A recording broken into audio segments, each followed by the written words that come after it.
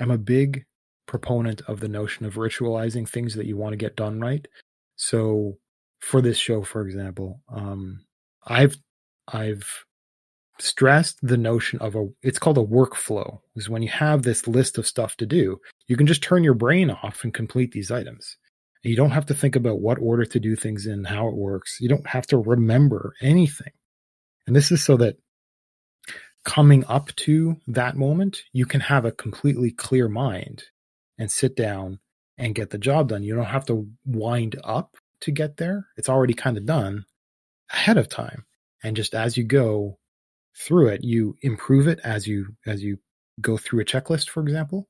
And just as long as every time you are in the moment of using that workflow, you improve that workflow, the next time it comes around, it gets a little bit easier, a little bit simpler, a little bit straightforward. Like your window of things to do, how much time or effort it takes, that window of time shrinks a little bit because your instructions are concise. And so I push for procedure in that way. I'm that type. And that ritualization can also apply to something as foolish as drinking more water.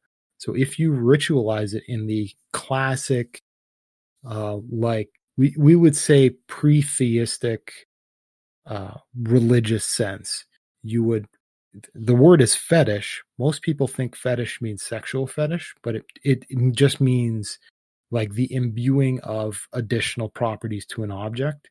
So fetishizing might be a religious thing where you'd have a religious symbol for fertility is the obvious one, where you have like a little chubby woman is a symbol of fertility in a bunch of different cultures in history, prehistory, what have you. So you would create a kind of a water fetish in the shape of, say, a really beautiful mug, and something that has meaning, has purpose. For some people, just making it expensive is enough or hard to get. Maybe it's a mug that you made yourself, part of some story. As long as it's food safe and easy to use, then that is one way of instilling a kind of meaning into a thing, and then tying that thing into a ritual of, well, now it's your morning experience to get up. There's already water in this mug.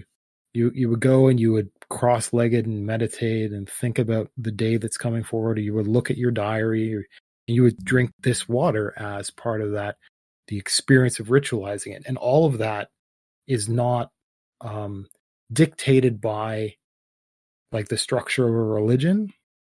It's just one's own individual process, like your own kind of personal thing. And something like water being added into it, if you have other associated experiences of life, then you can just kind of pull them all together and have water be a part of that. Then you can actually stay more hydrated.